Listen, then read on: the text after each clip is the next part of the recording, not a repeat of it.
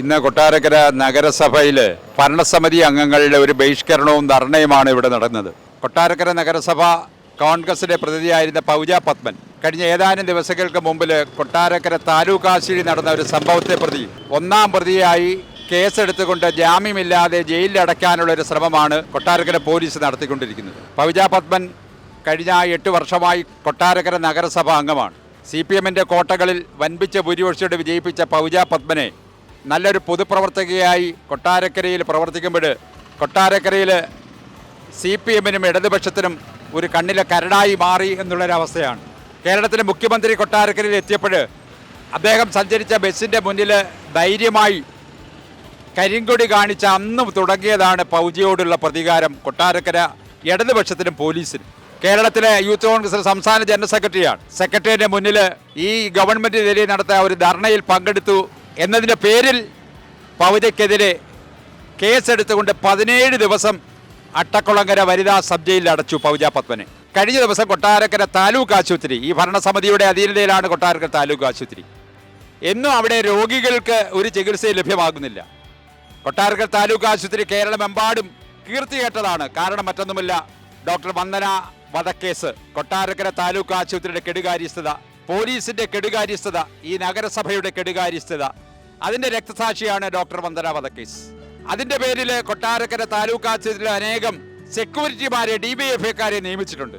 അവരുടെ ജോലി എന്ന് പറയുന്നത് രാത്രിയുടെ യാമങ്ങളിൽ കടന്നു വരുന്ന രോഗികളുടെ കൂട്ടിരിപ്പുകാരെ പലതും പറഞ്ഞ് അസഭ്യം പറയുകയും ഭീഷണിപ്പെടുത്തുകയും മർദ്ദിക്കുകയും ഒക്കെ ചെയ്യുന്നതാണ്.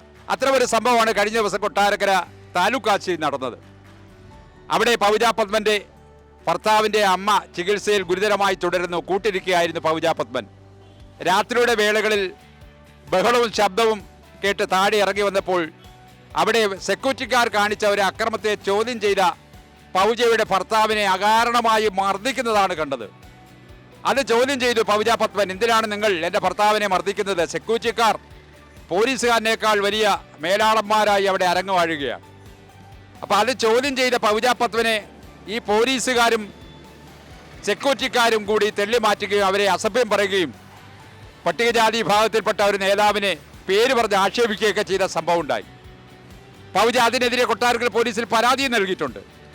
അതിനെ ചൊല്ലി ആരൊക്കെ ഉണ്ടായ കലഹങ്ങളെ പ്രതി പൗജയുടെ പേരിൽ ഒന്നാം പ്രതിയായി കേസെടുത്തുകൊണ്ട് ജാമ്യമില്ലാത്ത വകുപ്പ് ചുമത്തി പൗജയുടെ വീടുകൾ കയറി നിരങ്ങുകയാണ് കൊട്ടാരക്കര പോലീസ്. ഇതിന് ഒത്താശ നൽകുന്നത് ഈ നഗരസഭ അധ്യക്ഷനും CPM-ന്റെ ഇവിടെ പാർട്ടി നേതൃത്വവും കൊട്ടാരക്കര പിണറായിയുടെ പോലീസും ഈ പൗജയെ വീണ്ടും തുറുങ്കിൽ അടയ്ക്കാൻ വേണ്ടി വന്നാൽ ഭീഷണിപ്പെടുത്തുന്ന കാപ്പ ചുമത്തി വേണ്ടി വന്നാൽ പൗജയെ ഞങ്ങൾ ജയിലിലടയ്ക്കും, ഞങ്ങളുടെ മുഖ്യമന്ത്രിക്കെതിരെ കരിങ്കൊടി കാണിച്ചവളാണ് അവൾ എന്നുള്ള ധാർഷ്ട്യമാണ് ഇവർ ചുമത്തുന്നത്.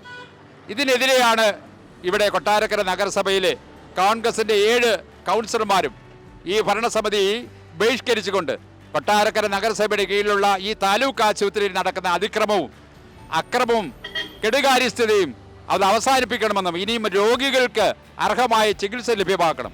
അവിടെ എക്സ്റേ മെഷീൻ ഇല്ല, ബ്ലഡ് ബാങ്ക് പ്രവർത്തിക്കുന്നില്ല, അവിടെ യാതൊരുവിധമായ സൗകര്യങ്ങളുമില്ല. ഒരു സൂപ്രണ്ട് പോലും കൊട്ടാരക്കര നഗരസഭയിൽ സ്ഥിരമായിട്ടില്ല.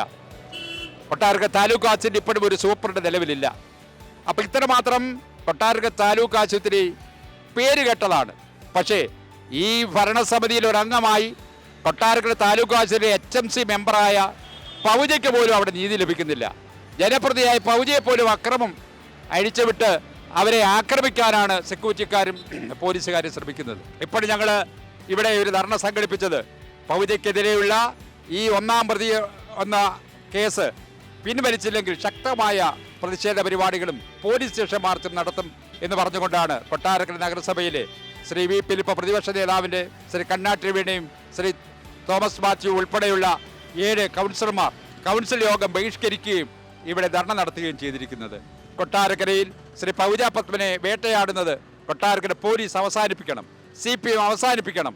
വളർന്നു വരുന്ന ഒരു പൊതുപ്രവർത്തക, കേരളത്തിലെ പട്ടികജാതി വിഭാഗത്തിൽ നിന്ന് സംസ്ഥാനത്ത് യൂത്ത് കോൺഗ്രസിൻ്റെ സംസ്ഥാന ജനറൽ സെക്രട്ടറിയായി കഴിഞ്ഞ കാലങ്ങളിൽ KSUവിന് യൂത്ത് കോൺഗ്രസിന് വളർന്നു വന്ന നല്ലൊരു പൊതുപ്രവർത്തകരാണ്.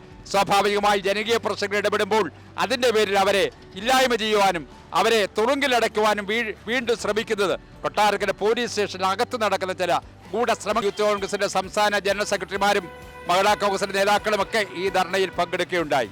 അതുകൊണ്ട് ഈ സമരം ഇവിടെ അവസാനിപ്പിക്കില്ല. ശ്രീ പൗജ പത്മന്റെ നീതി ലഭിക്കുന്നതുവരെ ഞങ്ങൾ പോരാടും. ആ ചെറുപ്പക്കാരി അവർ വളർന്നു വരുന്നതിനുള്ള അസൂയയാണ് ഇവിടുത്തെ ഇടതുപക്ഷവും കൊട്ടാരക്കര നഗരസഭയിലെ ഭരണസമിതി ചെയർമാനും ഉൾപ്പെടെയുള്ള പോലീസും കൂട്ടായി പരിശ്രമിക്കുന്നത്. ഇതിന് ഏതറ്റം വരെയും കോൺഗ്രസും ഞങ്ങൾ ഒറ്റക്കെട്ടായി പൗജ പത്മന് നീതി ലഭിക്കാൻ വേണ്ടി ഞങ്ങൾ സമരം ചെയ്യുമെന്ന് പറഞ്ഞുകൊണ്ട് നിർത്തുന്നു.